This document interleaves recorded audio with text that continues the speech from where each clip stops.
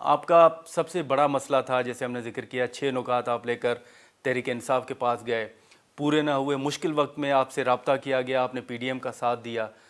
کیا وجہ ہے کہ وہ بھی آپ کی امیدوں پر پورا نہیں اترے؟ نظر دیکھیں، جہاں تک مسنگ پرسنس کا تعلق ہے، وہ مسئلہ آج کا نہیں ہے. میرے خیال میں اس کو کہا جائے کہ کئی دہائیوں سے چلا آ رہا ہے، اور یہ بھی اپنی جگہ پر یہ بات درست ہے کہ یہ الیکٹڈ حکومتوں کے ہاتھوں میں نہیں ہے.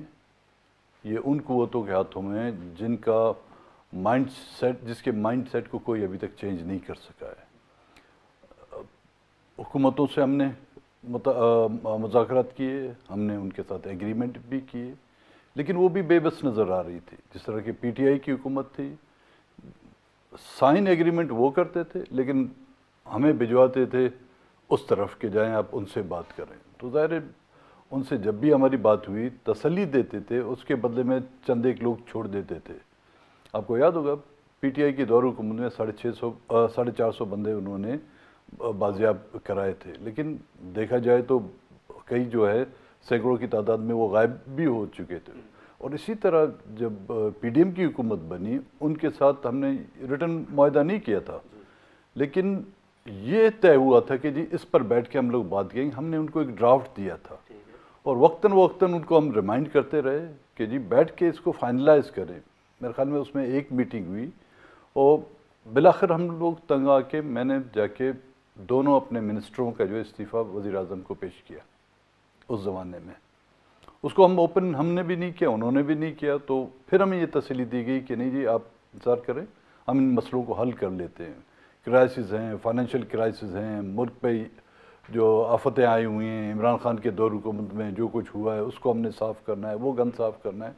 تو اسی طرح سے یہ 16 مہینے گزر گئے، لیکن پارلیمنٹ میں رہتے ہوئے بھی ہم نے ان کو یاد دہانی بھی کراتے رہے اور اپنا مدعا اور اپنا ہم موقف پیش کرتے رہے.